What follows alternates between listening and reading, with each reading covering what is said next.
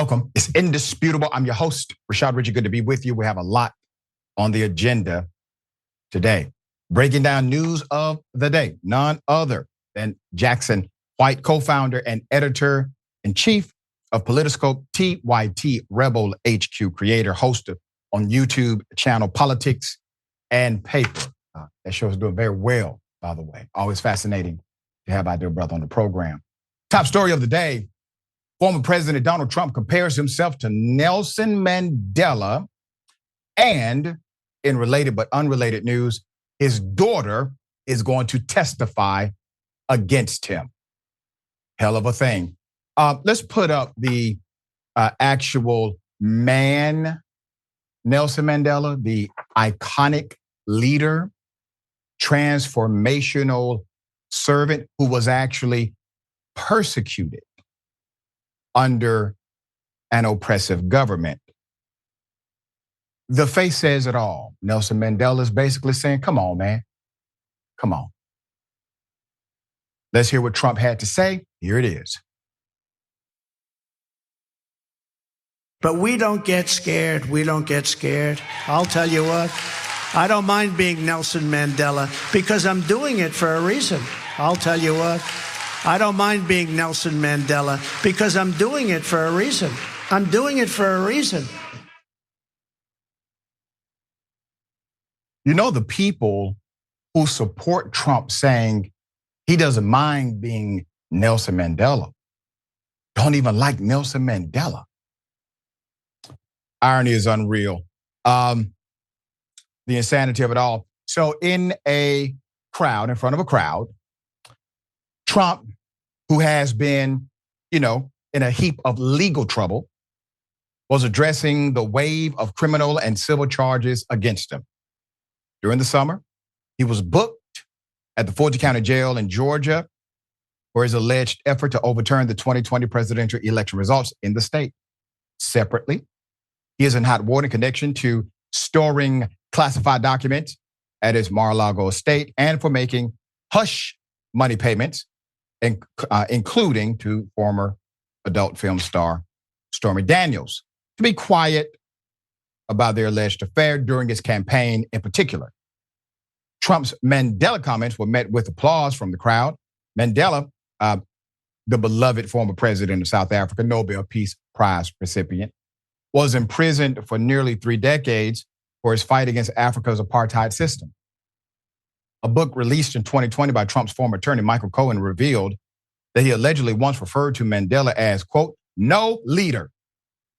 According to CBS News, political leaders in South Africa responded to the comment reportedly referring to Trump in this way: divisive, misogynistic, and disrespectful person ever to occupy the office of the presidency, end quote. People on social media blasted Trump for putting himself in the same category as Mandela.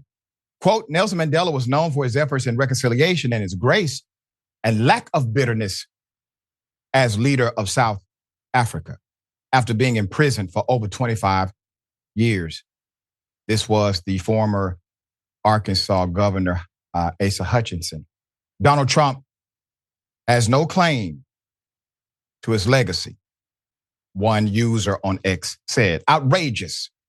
The fact that Donald Trump is comparing himself to Nelson Mandela perfectly illustrates his level of delusion. Another X user reacted with, quote, since Trump likes to compare himself with Nelson Mandela, maybe he should be thrown into a 7-by-foot prison cell for 27 years, end quote. One of the dynamic transformational qualities of Nelson Mandela was his ability to actually progress beyond revenge. Once he was the person the country wanted, and it was inevitable that he was going to be the leader after the insanity that came against him decades. He could have easily ordered every person who plotted, even thought about plotting against him, he could have ordered them to death. He had grace. He wanted the nation to heal. There's more. Put her up. She's going to testify against the daddy. This is going to be an interesting saga. Per BBC News, Ivanka Trump will testify in a business fraud case against her father and her brothers. A New York judge has ruled on this contrary to the wishes of her legal counsel. She had previously sought not to take the stand, arguing that she actually moved out of the city, stepped away from the Trump organization. But the judge said she still maintains ties to Trump businesses and to real estate in New York. He has already ruled that Donald Trump inflated the value of his properties to secure favorable loans. You know, if you do that, that's illegal. You go to jail, you get prosecuted. He does it, we'll see. All right, Jackson, thoughts here. I'm just continuously fascinated by Donald Trump's endless campaign of victimhood. And that's just how he operates. And that's a lot of how he's gotten his way throughout his life, is he's engineered things so that, he'll get you in trouble some type of way unless he gets his way. Like, I'll tell on you, I'll tell my daddy, or whatever it may be. And that's transpired all the way through to now, except, now he has 91 felony charges. He's somebody who can't shut his mouth. He can't stop breaking gag orders. He's in a position where he has so much trouble, and all of it's of his own doing. Some of it being unnecessary. He didn't need to take those classified documents home with him and stash them next to the toilet. He had a year and a half to give them back. He didn't do it. So you just got to put yourself in his shoes, as difficult as that may be. It's just this never-ending nightmare psychosis where, how can he sleep straight? He doesn't. He tweets at 5:30, 4:30 in the morning. Right. And it's getting longer and longer and longer. His problem, he has many of them, and the Republican Party has many problems. So one of them being is that the election is in a couple of months from now. And I'm not even just saying about his chances going up against Biden, but he has just this much more time to create chaos. And it's possible that all of the co-defendants in Georgia may flip against him. Why wouldn't they? And all of it is unnecessary. So it's just, you can't help but watch. Yeah, man. And I got to tell you, I received inside information from a source of mine in Georgia who said really 8 people total. They have already flipped on Trump, 6 for sure. So you got 2 more that's coming out very soon, and possibly another 2. The paperwork simply has not been finalized, but they have signaled we are ready to plead guilty and testify against Donald Trump. We shall see how that develops.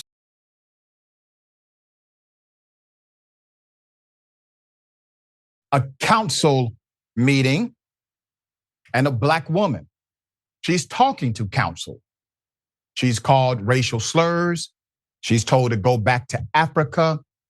She says council did nothing to protect her. Put her up full mass. Hell of a story. This happened in San Bernardino, California. Amy Malone is her name. She spoke in person at the city council meeting last week, October 18th. 2 men on Zoom interrupted her using derogatory terms, including the N-word, NBC Los Angeles reported. The audio was muted in a video of the meeting due to the offensive language, but NBC Los Angeles confirmed that one of the men could be heard telling Malone, "Go back to Africa." And both men repeatedly used the N-word. Wow, Miss Malone reacted. She immediately addressed officials, saying that they should apologize for the heckler's actions instead of being ordered to wait by Mayor Pro Tem Fred Sherrick. That's according to the video. It's a technical, I don't have any control over that. And certainly that is inappropriate. I couldn't agree with you more, end quote, he said. She responded, thank you. To me, that should have been the first thing said to every African-American in this place. It's not just a me thing. This is an everybody thing. Nothing like that. Nothing like that should happen. Nothing. And I want to say this, I echo her sentiment. But that's offensive to everyone who's not racist. So, of course, that's offensive to the target audience. It's also offensive to those who are allied with us. So, yes, an apology should go directly to the target audience. We are sorry, ma'am. And to everyone who's part of the African American community, we're going to make sure that never happens again. We're going to cut that feed off. They would not be able to participate here anymore. And to everyone who's here, we'll apologize for the offense. Real simple. Real simple. There's more. She told NBC Los Angeles that she is disappointed by how city officials addressed the situation. Quote, I was hoping that the people in charge were going to take control and really stop everything for a moment and shut it down and allow me to get myself together. And that's not what happened, she said. Per the outlet, local police are probing the incident and have gathered the men's IP addresses. In addition, the local NAACP chapter chimed in and slammed the disgusting comments. Speaking to NBC Los Angeles, Malone said she wants the hecklers to be charged. So let's put up the mayor, Helen Tran is her name, held an event on Monday to publicly condemn the remarks. The Los Angeles Times reported the city also issued an apology and added that it is reviewing its remote comment protocols to identify steps that can be taken to prevent this from happening. All right. The mayor will go on to say, quote, last Wednesday does not define us as a city. In part, per the Times, that is not who we are. Tonight, we stand together as a unified community because hateful comments by two individuals are not a reflection of what the city of San Bernardino is or what we stand for. And I agree. They're good people in your community. There are actually some good people inside of your operational government. But here's an approach I recommend to the leadership of the city. When things like this happen, instead of saying, we're investigating, we're looking into it, we have their IP addresses, we're going to see what can be done in the future, possible, perhaps, maybe. Instead of doing that, very clear about what will and will not happen in your city. Be very clear about the penalty for those who have already violated decorum and possibly law. Be very clear that you're willing to make them, those individuals, public. You know why? Because they were on a public channel. They were providing public comment. They no longer have right to privacy. So how about you blast their pictures and names for everyone to see? You have the legal right to do that. They decided to offer those comments in a public forum. They did. That would be a start. All right, Jackson, thoughts here?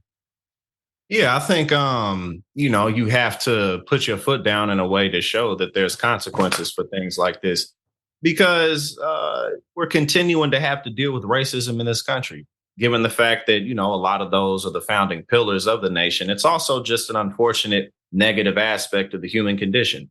It's part of how we group ourselves together. It's part of our tribal nature, but it's not something that we can't overcome. And so, right now, unfortunately, we're living in an era, you can't point and be like, well, this is all because of Donald Trump, but just the style of his being, who he is, nothing really matters. Like you got Marjorie Taylor Greene on the floor of Congress showing, private pictures of Hunter Biden, everything's just nuts. Everything's crazy. So, hey, why not go to this public space and say what I feel like? So, just in regard to how you mentioned, you got to be able to be like, nah, we're not going to have that because people can't think that it's okay. And we do live in an era where this is unfortunately becoming a bigger issue. So, yep, it's becoming more and more proclaimed in public spaces where children are, where the ears of everyone can be. That's the big difference that we're seeing at council meetings, et cetera. These things are not happening just in private context. They're happening in public context more and more. All right, we'll bring you updates as they come.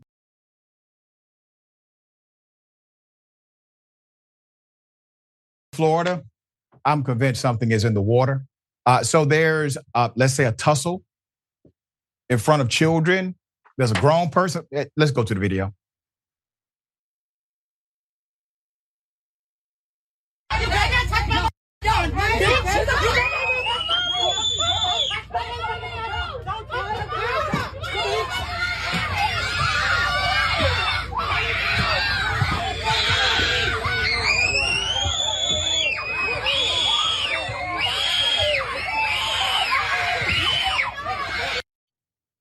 Unbelievable. Put up the picture full mask.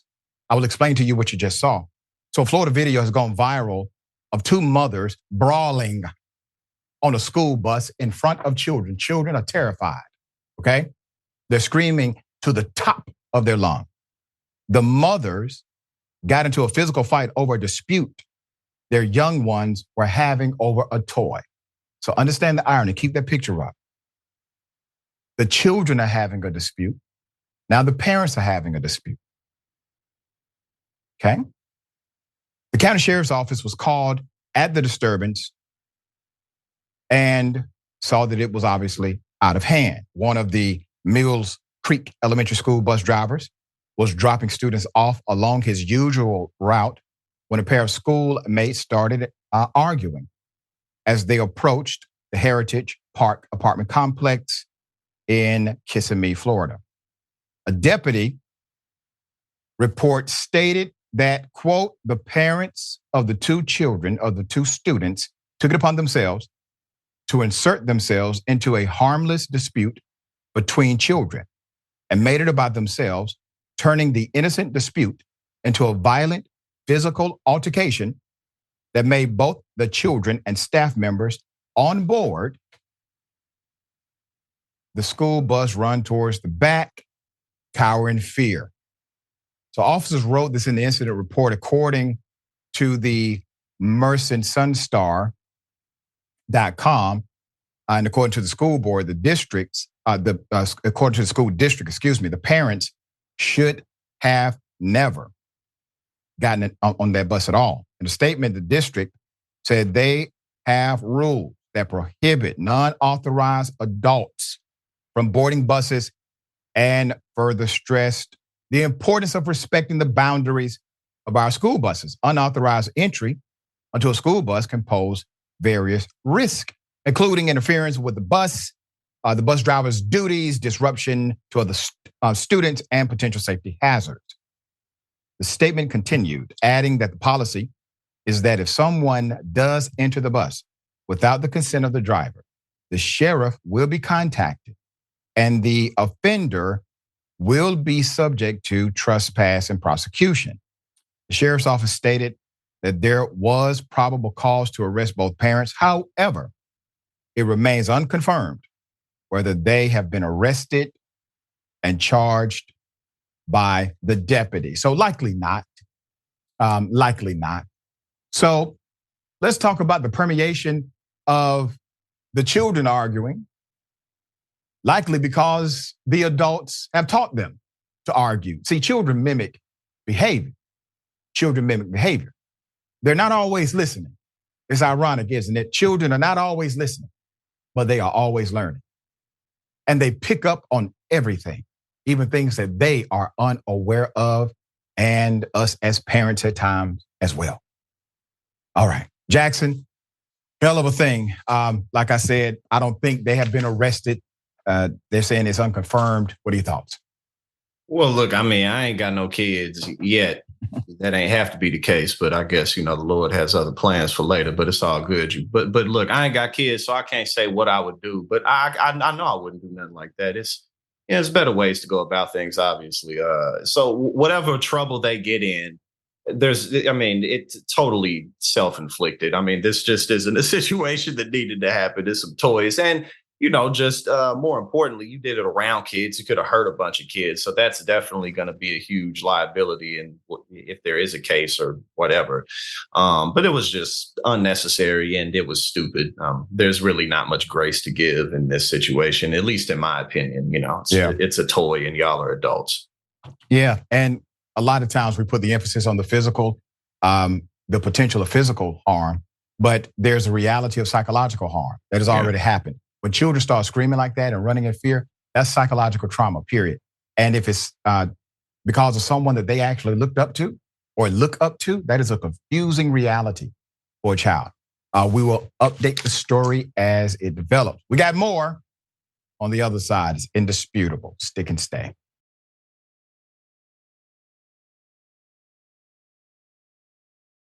All right, welcome back. We got a lot of show left.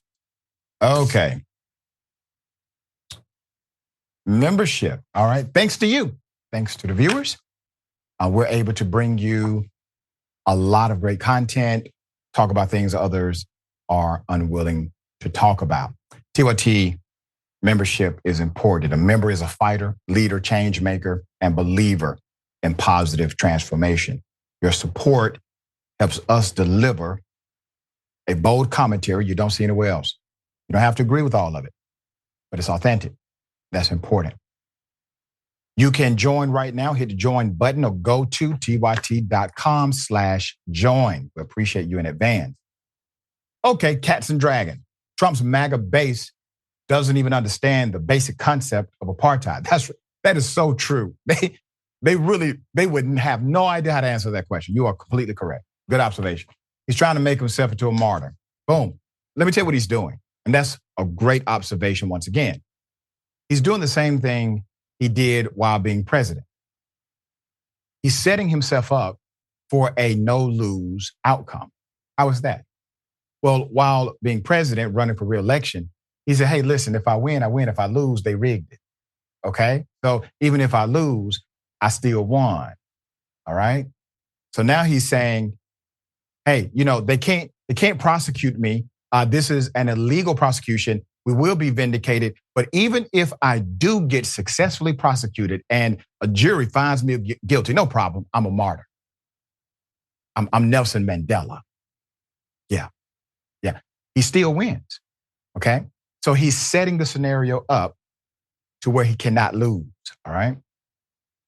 Next, TYT reporter. Wait till Rudy Giuliani takes a plea deal. I mean, that's the one. That's the one. Trump is going to be sweating bullets. Giuliani doesn't have the money to fight these cases. He's almost definitely going to flip. To me, that's the guy. That's the guy. Why is he the guy? He's the guy because according to the woman who worked for him, Giuliani and Trump had this illegal deal where people could purchase pardons for $2 million. And Giuliani would get 1 million. Trump would get the other. Now talk about illegal. I mean, damn, that's the person. Yeah, I agree. All right. And Fritz, is it Jaquez? Thank you so much for that. Two of my favorite people, Dr. Richey and Snackson. Yes, it's a good day. Arts, I love you guys. We love you back, as always. Fritza made some beef Wellington just casually yesterday. She just cool like that. And I was like, that's like the most difficult thing to cook, I heard, because I can't cook it. You know what I'm saying? Sounds like an invite to dinner, dear brother, if you ask That's me. exactly what it sounds like. You're going to have to make that happen. Malcolm X, exactly. Then put Trump in jail for 2 decades. Make that 3. Yeah. Might as well. Yeah. Ghost Dog TV. Fascists like Trump have to steal valor from the valorous. That's right. Otherwise, what is anyone supposed to fall for? Such a great point. And Ganja_Goddess_Dragon. I love how Jackson has an old school 90s scrunchie around his wrist. I didn't notice that. Oh, yeah, it's player. It's player. You know what I'm saying? Just think about it. You feel me? Yeah. But yeah, it's nice. I like it. You know what I'm saying? It's good on you, sir. Absolutely. Thank you. Okay. Okay, got something for you. Ladies and gentlemen, I wish you Karen would. You want to call the police on them for having a barbecue on a Sunday. I feel free! Back off! I'm going to tell them there's an African-American man threatening my life.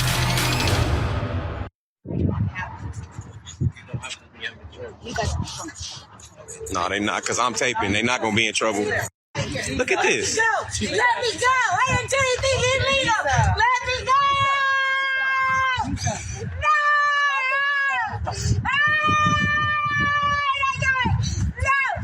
No! I didn't do anything! I didn't do anything! You can't do this! You didn't do anything! You can't arrest me! I didn't do anything!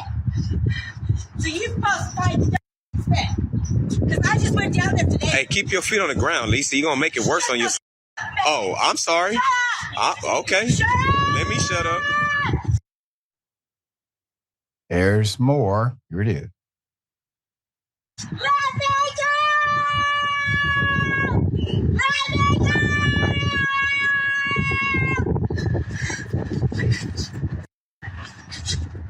Are you? Oh. My face, you leg! Criminal! Identity theft! All right, put up the picture full mass. You see, obviously, this young lady is having a bad day. We've all had them. I want to bring your attention to something because I'm not sure what she's going through. She may be going through a season or a moment. I don't know, but I do know this. The officers who arrested her were extremely professional. The officers who arrested her did not kill her even though she attacked them. When the officer was kicked, there was no aggression from him or any other cop present. Nobody said, that's it, I'm done with this. Nobody tased the handcuffed suspect. Nobody shot the handcuffed suspect. Now, I want to compare this. Keep that picture up. I want to compare this to something. I want you to imagine this is a black male who's having a bad day too. A black male who's having a bad day too. And that black male is acting the exact same way and decides to kick a police officer while being handcuffed. Do you think those officers respond in the same respectful manner? This is just a question. It is circumstantial, yes. Do you think they respond so professionally during the entire ordeal? Or does that physical act, regardless of why the black male is acting in that particular manner, does the physical attack grant them the right to then do whatever they choose to? I just want you to consider these, because officers are absolutely able to demonstrate professionalism when they choose. So when there's a narrative that goes the other way and the police chief or the mayor, they get on television and tell you what our officers did was wrong, so we're going to make sure they have more training. That's BS. That's to get you to turn your head away from what just happened. That's an easy way to manipulate citizens of a community. Officers are well aware of how to employ professionalism when required or when they choose. All right, Jackson, thoughts here?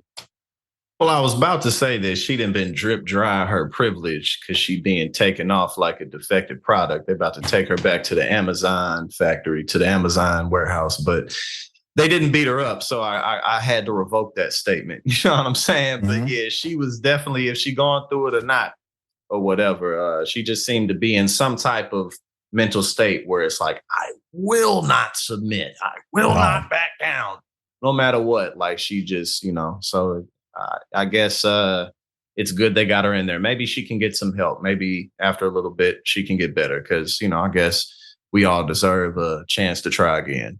I don't know what was going on, but hey, we'll leave it at that.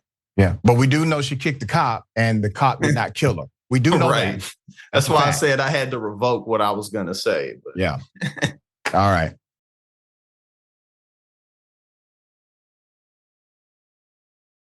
It's going to make your blood boil. Put them up full mass. You see, there's a college student in Los Angeles named Judah Atkins, a USC student. Mr. Atkins was charged with a violent crime, but he never committed it. He did not do it. The legal system also found him completely innocent. He didn't do it. Everybody is unanimous. He did not do it. You have the right of innocence in a court of law. His innocence was upheld. He was innocent the entire time, is my point, okay? USC, however, suspended him pending these allegations. that he was innocent of. Once vindicated in the judiciary, they decided to still enforce the suspension of Judah Atkins. Let me give you background that he was falsely charged for. According to LAPD officers, there's a police report at roughly 9:30 p.m. on the night of April 9th, 2022. An armed robbery took place in a parking lot off of the Olive Street in downtown LA, roughly 2.5 miles northeast of USC's University Park campus. Two individuals held a couple at gunpoint as their car was ransacked. That's a hell of a crime, right? After the suspects drove off with the stolen items, LAPD were eventually able to locate a car matching the description given by the couple on West 35th Street, just across the street from USC. Atkins was never involved in the crime at all. At the time of the initial crime, young Mr. Atkins was in attendance at the SC Choreographic Showcase. That's at Bing Theater, near the center of USC's campus, evidenced by an electronic ticket receipt. He went with a small group to support a friend who was part of the performance. A little after this time, Mr. Atkins explained that he noticed the growing sound of sirens and a helicopter. Officers eventually arrived at Atkins' location on Catalina Street, a couple streets over from where the suspect's vehicle was found. There's more. Quote, I tried explaining that I was a USC student, simply walking home. But I had no human response from any of these officers, Atkins said. He was arrested at 1:50 a.m. the morning of April 30th by 3 LAPD officers. No body camera footage was ever released to the public or to his family. According to his arrest record, Atkins was charged with 2 felonies: aggravated robbery and the use of a firearm during the crime. These charges were the complete antithesis to who Atkins was: a star student, a record that doesn't exist, no criminal record at all. While in custody, he explained that he was treated like a dog, with phone calls and shoes withheld for 4 days, and meals that were burnt to the point of being inedible, while being in a cell designed to torture the claustrophobic 24/7. As day by day went on, I started to get more and more depressed and suicidal, he explained. You're literally in a stone room with bars, 1 toilet, and 20 other guys. After 4 days, Atkins was allowed outside contact and called those close to him, including Tomas Mania, a current junior studying quantitative biology. You see, Tomas was a good friend and had been a member of the group that Mr. Atkins attended, the SC Choreography Showcase. With the night of his arrest, according to what transpired, or after he explained it, his friend Tomas called the then Dean of Student Affairs, that is your advocate of any college, allegedly, supposedly, as well as officials within the Department of Public Safety at USC, in order to try and figure out what role the school could play in aiding the young student, Mr. Atkins, whether that be legal, financial, psychological, something. His efforts fell on deaf ears. According to court records, the bail was $150,000 after he was finally arraigned. He was arraigned on May 2nd, 2022. 2 days later, Judah's father, Eric Atkins, was notified by USC via email that his son had been indefinitely suspended from the university. Unfortunately, Atkins would remain detained between Los Angeles County facilities for nearly 2 weeks for something he never did. There's more.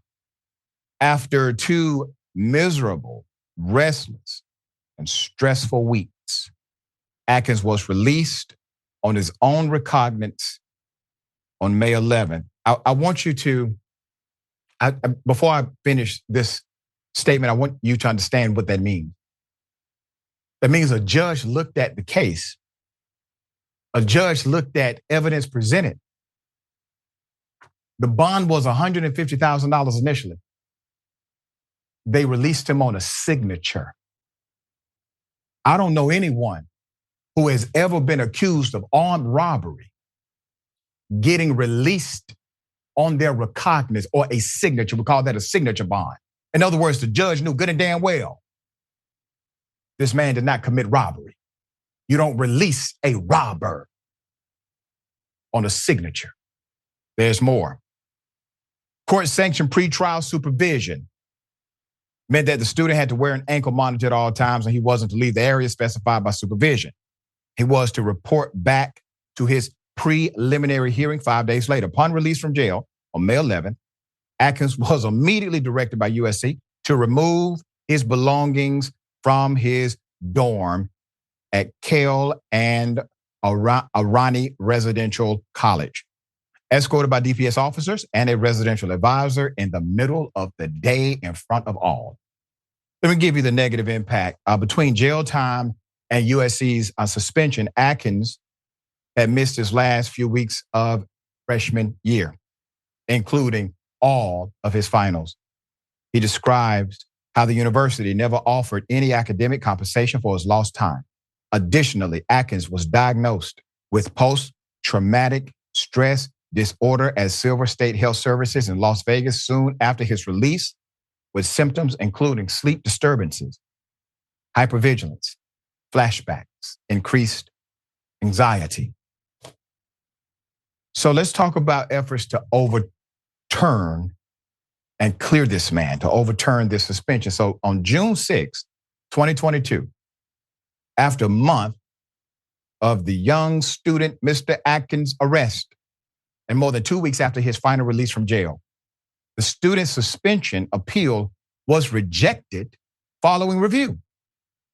It wouldn't be until weeks into the fall 2022 semester that USC would reach out to the students affected, including both his friend Tomas and Atkins.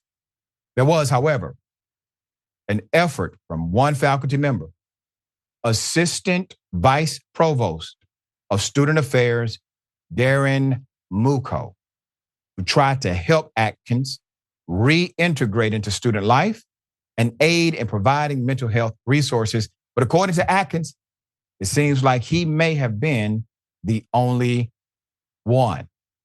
So the Annenberg media submitted questions to USC, and the university declined an interview request but sent the following statement. The university is deeply committed to the well-being of every student and does all it can to apply its policies in a compassionate and thoughtful manner. While we cannot discuss the specifics of individual cases due to federal student privacy laws, we believe the university acted appropriately in this matter based on the information available at the time. Interim action safety measures may be applied while we gather more information, and they are often modified or released as additional information comes to light. Well, where's the modification? Where's the modification? He has been adjudicated, found to be actually innocent, both legally, ethically, morally, realistically, practically. What's the update? There is none, according to Atkins. So, based on the information that you knew at the time, I want to address that for a moment. As a university professor, I'd be damned if I believe a police report of a student that I know. That's not evidence.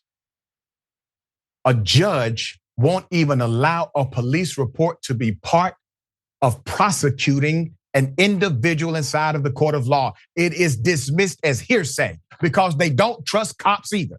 But you tell me that the police report was enough for you to do all of this to this young man? No consultation, no talking, nothing? Put it up. The friends of Judah Atkins, they have organized a GoFundMe for him so he can find his financial footing once again. This is totally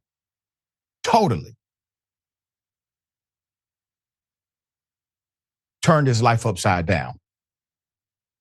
You can go to the GoFundMe. I encourage you to do so. I will be doing so myself today. Help Judah after his wrongful arrest by LAPD. You can find it on GoFundMe. I want to thank, and let's keep that GoFundMe up. We want to thank Daphne Yaman of Annenberg Media for her reporting on this story. And a member of our team, Benjamin Papp, for bringing this story to our attention. Let's put them up. Thank you both for bringing this story to our attention. All right. So I'm going to say this to the leadership of the university. And let's make sure that in post, we put up the president and also the provost of the university, put up their pictures, make sure people know exactly who they are. Buck stops with them. They're able to override these decisions made by middle management of any university. This is an opportunity for you to get it right, okay? This is an opportunity for you to get it right. You don't know me, and I don't know you. But I promise you, this is not the way to meet me. Get it right. It will be over with. Everybody will do an update on the story. And the young man gets to continue his academic study. All right. Jackson, thoughts here? Well, I think it's important for everybody to continue to push this story because I think it's one that will, not just can, but will catch on because everybody can and should be sued. Sue the police department, the city, the school, because it's clear, one, there's just a lot of ire to sadistically hurt this kid. And then also on the university's part, they just were like, get rid of it. You know, that's all they did. That's how they handled it. So many liabilities everywhere. This situation was handled so poorly that, as you pointed out, how could this not have flipped his life completely upside down? Right. Who's ever really prepared to deal with something like this? But especially when you're that young and you haven't even really perhaps yet had to deal with challenges in your career or, you know, different types of hurdles that maybe you face as you get a little older. But now he's got all this baggage that he's going to have to carry around with him for the rest of his life. So again, I hope that he can sue and win as big as possible because I think this is a story that people can really feel for. Yeah. And the thing is, as you know, Jackson, he was a victim of the justice system, a completely innocent man caught up in a whirlwind of incompetence and likely bias. And then he gets victimized further by his own institution that he's paying to obtain an academic education. And then when he's adjudicated as actually innocent, they don't even update their ruling based on charges that have been completely dismissed. All right, we got more on the other side. It's indisputable. Stick and stay.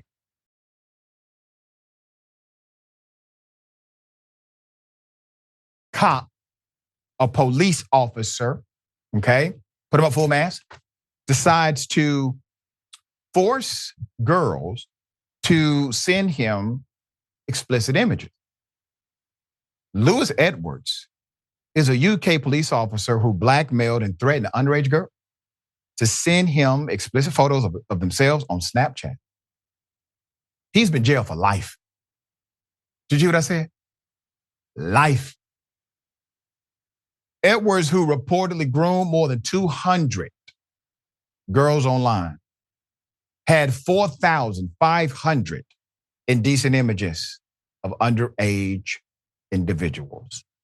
Admitted to 160 counts of child sexual abuse and blackmail. The South Wales police officer messaged 210 girls aged 10 to 16.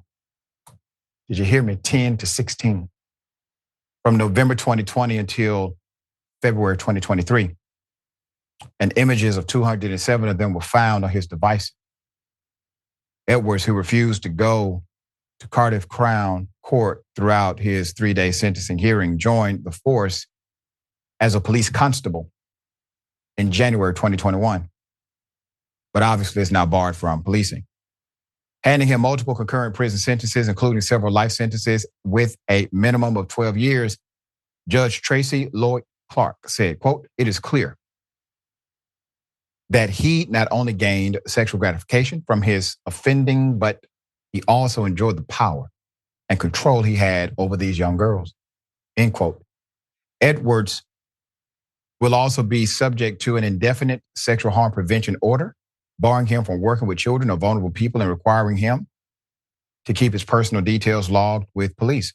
She described his behavior as cruel and sadistic and psychologically manipulative, adding that he posed a high risk of danger to children. So Edwards, this cop, used a profile picture of a teenage child, okay, to try to trick his victims into sending images to that image, all right? With one saying during video calls, Edwards would sit in the dark, showing only part of his actual face. When the victims tried to ignore his demands, he threatened to share the images he already had, all right? So this was his MO. Or said he would hurt their family, another part of his MO. Edwards installed a legitimate application which allowed him to record images sent to him by the girls on Snapchat without their knowledge. Prosecutor Roger Griffiths said Edwards received images from girls while on duty at least 30 times, could be more. Judge Lloyd Clark said Edwards' crimes were significantly aggravated by the fact he was a police officer. Boom. That's in the UK. We do totally opposite here in America. We let him off easier, not harder. She added, quote, "There is no doubt that his actions have caused significant harm to the reputation of South Wales police and police in general," end quote. So let me give you the investigation. South Wales police said its investigation into the case began in December 2022 when the force was made aware of suspicious online banking activity linked to the downloading of indecent images of children from the dark web. Officers linked an IP address to Edwards' address, and after his home was searched, victims were identified through Snapchat username, despite Edwards refusing to provide PIN codes to 2 of his devices. South Wales Police Assistant Chief Constable Daniel Richards said Edwards' crimes were, quote, "despicable." As soon as we knew the offender was a serving police officer, Edwards was suspended and sacked. He also said that vetting of Edwards at the time of him joining the force did not indicate anything to suggest the abhorrent offenses. He found one victim through his police work. Lucy Dowdle of the Crown Prosecution Service said Edwards targeted vulnerable children and ruined their lives. Just one victim was found by Edwards directly through his role as a police officer, whom he messaged after responding to a 999 call and noting, her as a vulnerable girl in his paperwork. And so he took advantage of that vulnerability. One of the saddest stories in the world, naturally.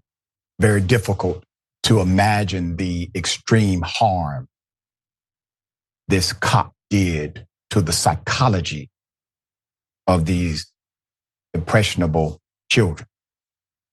All right, Jackson, thoughts here? Well, one thing's for sure. If he's in any type of regular prison, any type of gym pop at all, they're going to kill him. That is going to happen. But, clearly this guy created a world for himself where nothing existed other than him and his sick addiction that clearly got worse and worse. He didn't join the force and do it this heavily right away. he got really comfortable. And unfortunately for everybody who was one of his victims, it was an addiction that he had absolutely no control over. Because it's just disgusting, So good thing that he was caught, and he's not going to get much sympathy from anybody. But that was by his own hand. So that's right. I mean, completely self-inflicted every single time, and some of the most egregious things a man or person, period, can commit.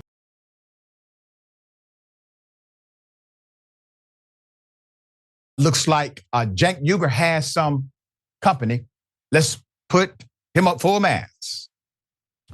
As you know, Cenk is running for president of the United States. So is this guy now, Representative Dean Phillips. Ever heard of him? You're not the only one. He is from Minnesota, has announced his intentions to challenge President Joe Biden on the Democratic presidential ticket, formally launching his 2024 campaign Friday morning in New Hampshire, where he will file to appear on the state's primary ballot.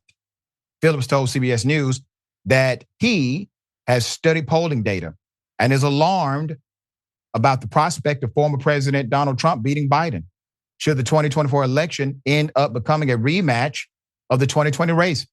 He said, at 80 years old, it's time for Biden to step aside for a new generation of Democrats to leave the party. Now, naturally, he's not the only one saying that. Even people inside of the party have said it. You've had Republicans say it about both Trump and Biden. And ironically, Cenk Uygur literally said, based on the polling data, just as Representative Dean Phillips, based on the polling data, Biden is in more than what we would call political trouble, given the margins from the previous election. So let's put up the graphic. President Biden's approval rating among Democrats has actually plummeted to a record low. Okay. Now, keep in mind, 75% of individuals inside of the Democratic Party disapprove of the Democratic president. I'm not sure if I've ever seen that number in my life. That's actually worse, 11 points worse than where it was last month. That's according to a new Gallup poll conducted on October 2nd to October 23rd. Biden's approval in October's Gallup poll fell 4 points to match a record low, driven by his slide among Democrats. In other words, ladies and gentlemen, this is all horrible. This is all bad, really bad. And when I say bad, I don't mean bad in the sense of, we'll be okay, but it's bad now. If Donald Trump ever gets hold of presidential power again, you can say goodbye to what you have known as democracy.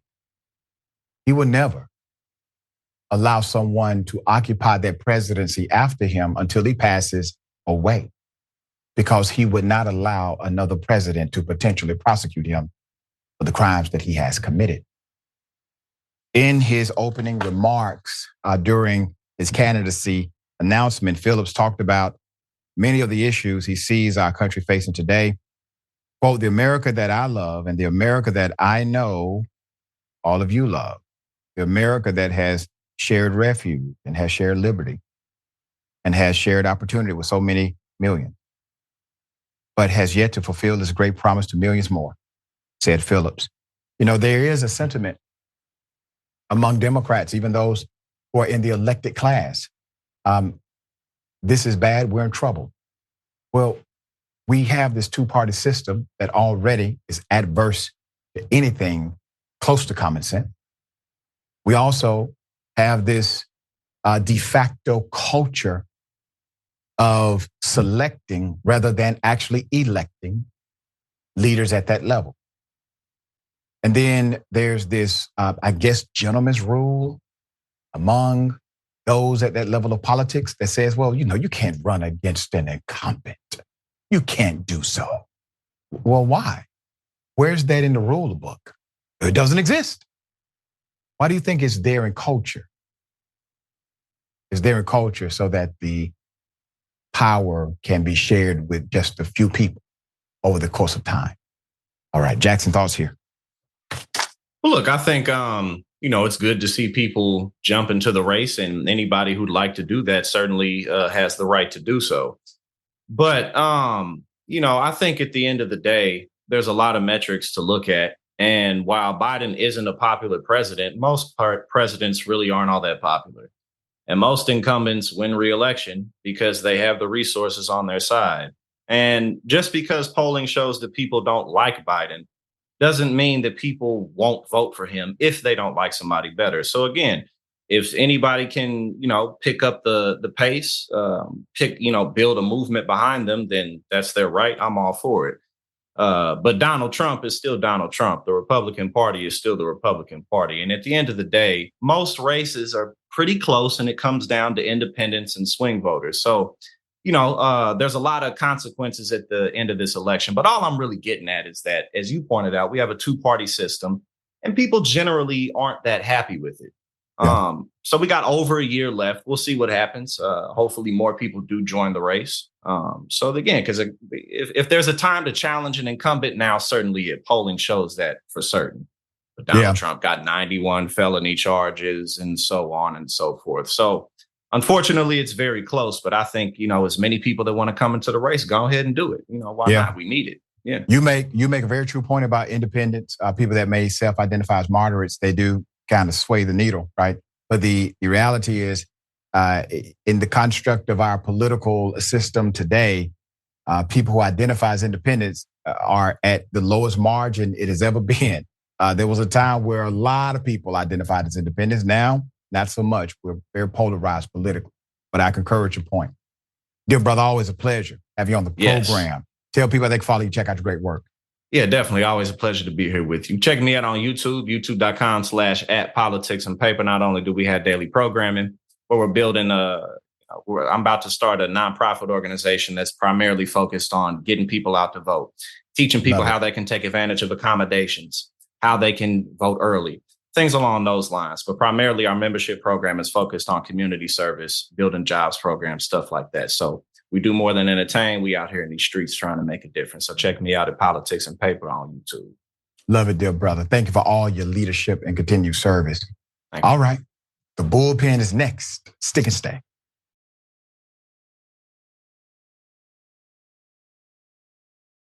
Ladies and gentlemen, welcome to the bullpen.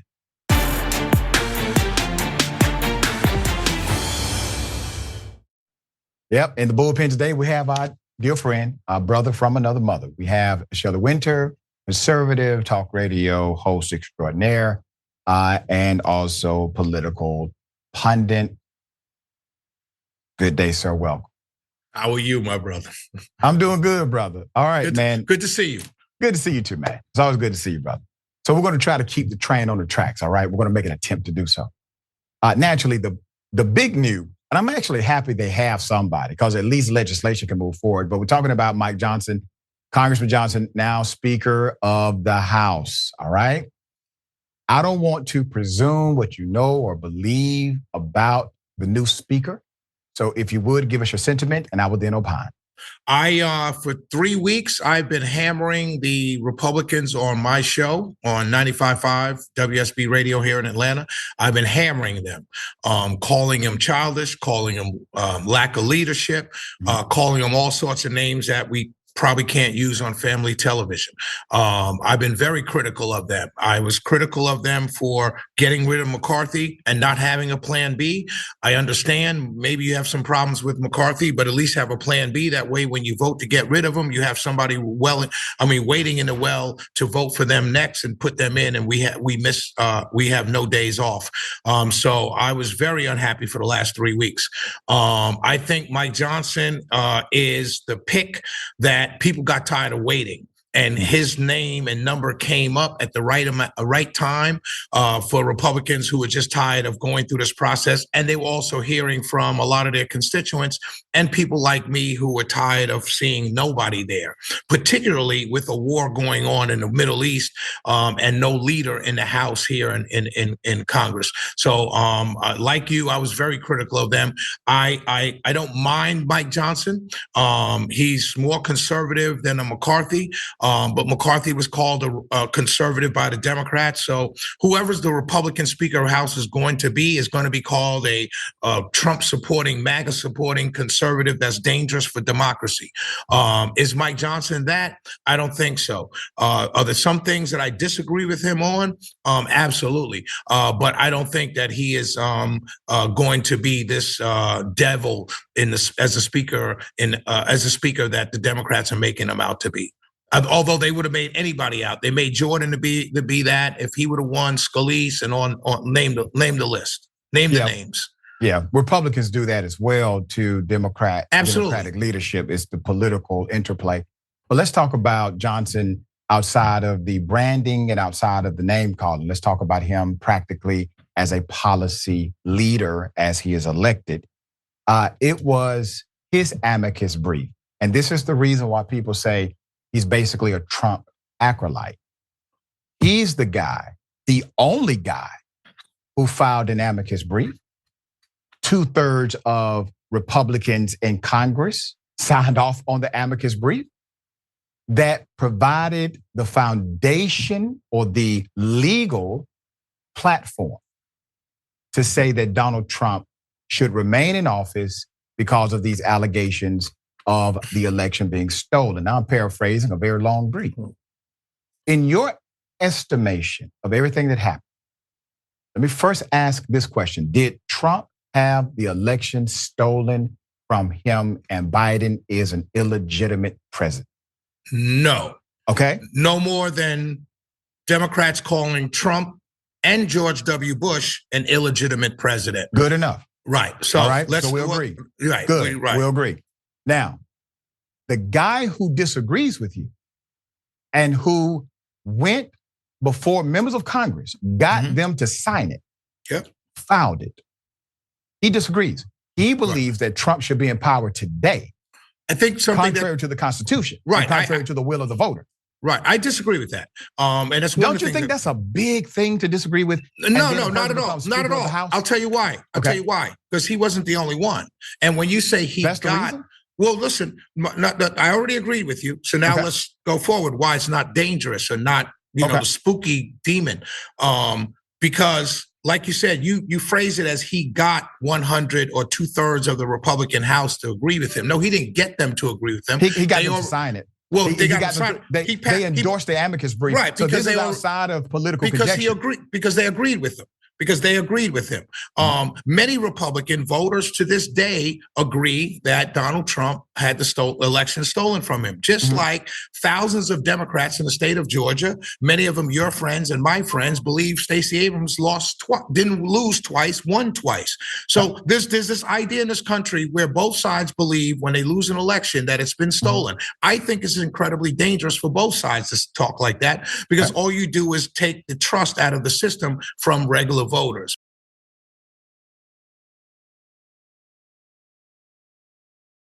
So I understand your point in a generalized tone, but we're talking specifically about an individual who becomes part of the line or the lineage to become president of the United States if the right people happen to either become unavailable or die, right? You also have a person who now is the Speaker of the House, one of the most powerful positions naturally inside of the government, and one would argue that person has more power than a vice president of the United States has, given that power is only allocated by way of allowance through a president. So this person is not just the general public, is my point. And there are things that are accepted among the general public in our political discourse that we would say we choose not to have that same value system codified inside of one of our actual leaders because now you are antithetical to the notion of democracy. Because if you agree, allow me to finish. If you agree that the election was not stolen, that democracy actually reigned and ruled, that people chose the election. But you have a guy who's now in governmental leadership elected by the same process known as democracy, saying, no. Forget what everyone said by way of their vote. Forget about the sentiment of the majority of the people of this country. Forget what the Constitution says. Forget what the law says. I want Trump to remain president. That is a problem when you contextualize that in the fact that he's a leader in the US Congress and now Speaker of the House. That's none of that. All of that is pure hyperbole, sir.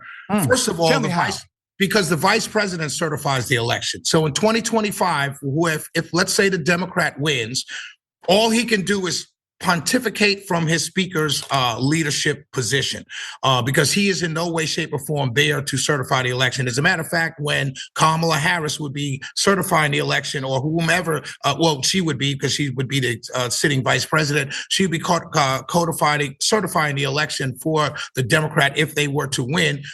He would be sitting behind her, as was Kevin McCarthy and those behind years past. So the point is that. So these ideas in our politics about people having thoughts about stolen elections, having thoughts about whether Ukraine should get funding or Israel should get funding, or whether Palestinians are the real victim, all of those ideas are held by all the members of the Congress, who all have an opportunity to be the Speaker of the House. The idea that because he's the third in line makes him more dangerous than the rest, I think it's fallacy. Do I agree with everything? I don't. But I like him as a speaker because finally, I believe conservatives have a voice in a leadership position. And I think that's the new thing. And that's what, as a pundit and as a conservative, I'm very interested to see how that plays out. Has his career been a talking game because he's in ruby red, solid red Louisiana, or is he really a conservative? And we'll find that out. I do like line item voting. I do want to see a vote for Ukraine funding separate than Israeli funding, separate than border funding. He's for that. Those things are everyday issues that regular voters can understand and agree or disagree with. I'm not going to get lost in the discussion on what he voted for, amicus brief, all that stuff. And it's fair. I'm not saying it's not a fair criticism. I'm just saying that I want to see going forward, is this guy going to be a speaker that's really a conservative and do conservative things? Because that's what the base really wants. Yeah, I think he's a conservative that will do the things Trump tells him to do. I think that's demeaning. I think that's insulting and demeaning. It's true. But I don't think it's true. I don't think it's true. Wait a minute, let me tell you why it's true. I'm going to tell you why it's true. Because he was there before Trump. I know that. Everybody was. Right. Yeah. But go ahead. Okay. So the amicus brief was filed directly because, this is according to Mike Johnson, the amicus brief was filed because Trump and him had a conversation. He literally said, I just had a conversation with Donald Trump yesterday. Mm-hmm. And out of that conversation sparked the amicus brief plan. Because he already agreed with the election being stolen. Okay, understand. Sir, you understand. Wait a minute, sir. I'm saying, but you understand all of this is because what I just said was demeaning to Mr. Johnson. However, it was Congressman Johnson himself who said, I'm doing this because I have the blessing of Donald Trump. Donald Trump because also they endorsed all agreed Johnson. Because Donald Trump also endorsed Jim Jordan and he lost. Donald Trump. I mean, that's an interesting dynamic. But that has nothing to do with the fact that this individual may simply do what you would have said that about Jim Jordan or Steve Scalise. You said that about Kevin McCarthy. When Kevin McCarthy was a House Speaker, I thought Kevin McCarthy was a horrible representative, but I don't think he did simply everything. You guys said Trump he told him did. to do. You guys said he did. Come on, dear brother. I'm not generalizing what other people have said against you, dear brother. I can't answer for everybody in the world. Fair enough. Right, and I can't answer for all Republicans. But that's right. Fair enough. Democrats said McCarthy was just a Trump acolyte. Every Republican that's come down the pipe. Politics, dear brother. We're talking about a man who. Well, that's what you just said. This man was literally willing to violate the fundamental principles of democracy. No, he was actually using the legal. He was actually using the legal foundations that a Constitution allows us to do, which is challenge an election. That is Constitution. It's in it. You can challenge an election. Let's talk about the. You can challenge an election now. Okay, you said it 3 times. I want to respond to that. Yes, sir. Okay, You can absolutely challenge an election. The amicus brief was more than just a challenge to an election. It was a challenge to democracy. It clearly shows, like you just said on my show, clearly the man was not elected for a second term. You, as an elected official who is empowered by the same system, will say, you know what? The people who elected me, forget y'all. I don't give a damn about you all's vote or how democracy actually works. I'm going to file this amicus brief saying that it shouldn't work that way in this case. You don't find that to be quite hypocritical and problematic? That's not what the amicus brief. The amicus brief did not say that, and you know it. The amicus brief was filed to challenge the amicus brief. The amicus brief was filed to challenge the legitimacy of the election, meaning based on fraudulent election outcomes in several states. That didn't exist. Let me finish. And part of that was 4 states, all their Supreme Courts, Wisconsin, Pennsylvania, Georgia, and I can't remember the 4th one, all changed their voting laws, the Supreme Court did, and not the state legislature. And that was the premise of all those amicus briefs, that states, Supreme Courts, judicial branches of state governments who are not empowered to change state law constitutionally, federal and state, only allow state legislatures to change election law. And so that was a challenge. That was the basis of these briefs. Right. And the Supreme Court struck them all down. Right. So that's the point. So let me. That's not the point, because the Supreme Court struck down Roe. The Supreme Court. My point. My point. Wait, the Supreme Court struck down Roe v. Wade, and we just had a big argument about it on several months ago. And you disagreed with the Supreme Court then. Now the Supreme Court knows what it's doing. Come on, Wait a minute, Rashad. dear brother. Stay consistent. Stay consistent. I'm extremely consistent, dear brother. Your games do not impact me, sir. You don't frame things for me. So let me You framed it respond. yourself. No, I didn't. Yeah, you did. Let me respond to your initial proclamation about the amicus brief. The amicus brief was a frivolous lawsuit in every single sense of the word. And that frivolous lawsuit was kicked out on the merit that it had no merit. The reality is people voted. They voted based on the rules that were codified at that time. And the majority of the voters get their say, period. You're dismissed, goodbye. So let's come to the Roe v. Wade dynamic you just mentioned, because I do find it ironic. Do you agree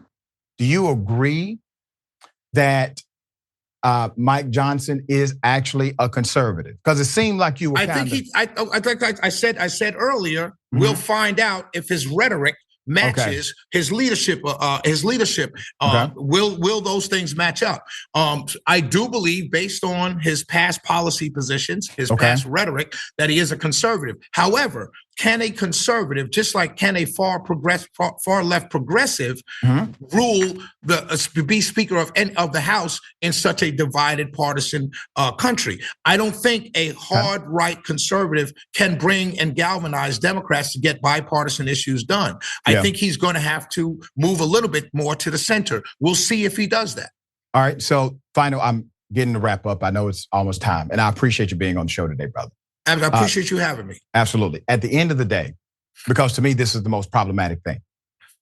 If Donald Trump tells him to do the unthinkable, if Donald Trump tells him to do something that we all would agree on at this moment that it's illegal to do that, and Trump tells him to do it, knowing good and damn well Trump has a propensity to do things like that. I'd be on your side of the fence with my picket, my pitchfork, my flaming, whatever you call those things, my signs, my everything. I'll be right there with you, and probably 70% of Republicans and conservatives, I won't say Republicans in this case, I'll say conservatives, would be right behind us. I think that answer has integrity. I hope that 70% number is actually true. Absolutely. And I will say this about your character. I remember listening to you on your radio show, and you were critical of Trump because Trump started to come after the governor of Georgia, and you decided to make a stand. You said what you said. You meant what you said, and I could appreciate leadership on that. Now, as far as what you tap dancing around today, not so much. But that's racist, sir. I don't tap dance. I break dance, brother. All right, brother. Always good to see you. You too, my brother. Peace out. Peace out. All right. Remember, take care of yourself, take care of each other, take care of the planet. Remember, the truth is always indisputable.